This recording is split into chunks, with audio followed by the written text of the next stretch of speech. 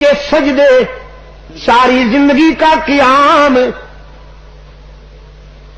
ساری زندگی کی ذکر و تسبیح کے مقابلے میں اگر آپ نے کسی ایک دکھی انسان کے آنسو پوچھ کر اس کے لبوں پہ مسکراہٹ بکھیر دی تو حشر کے میزان میں پوری زندگی کی عبادت کے مقابلے میں تیرے اس عمل کا وزن بڑھ جائے گا۔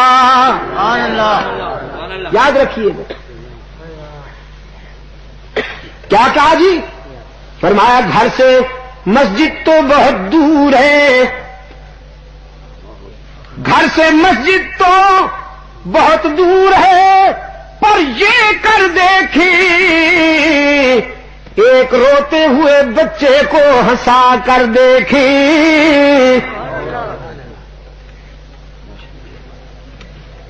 اس راز کو سمجھیے، اس راز کو سمجھیے، طاقتوروں کمزور تمہارے لیے آزمائش ہے، دولت مندوں غریب تمہارے لیے آزمائش ہے، صحت مندوں بیمار تمہارے لیے آزمائش ہے۔ گھر میں چار دیواری میں خوشیاں بند کر لی تم نے،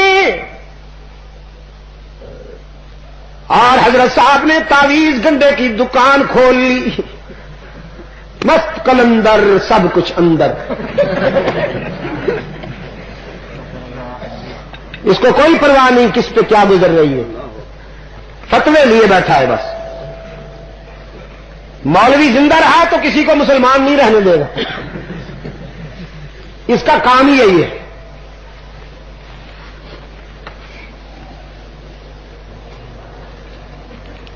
یہ ہے اسوہ حسنہ، لوگوں کے دکھوں کا مداوع کرو، لوگوں کے آنسو پوچھو،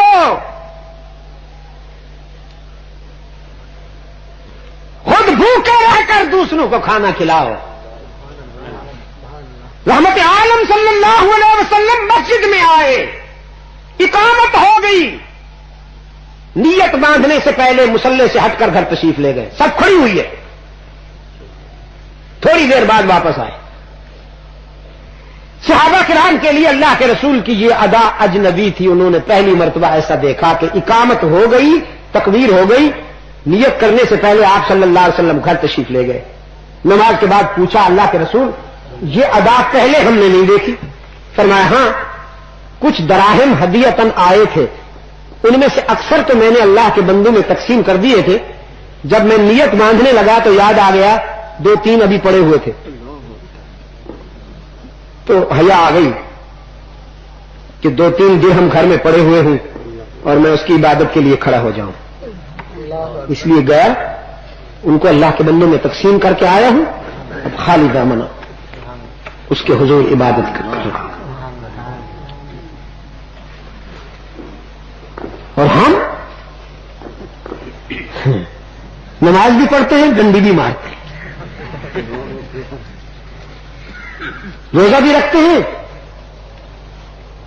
اور یہ نہیں سوچتے کہ یہ کمائی حلال کی ہے یا حرام کی ہے۔ بیلنس بننا چاہیے، بینک بیلنس بننا چاہیے، مال آنا چاہیے، بس نماز بھی پڑھتے ہیں۔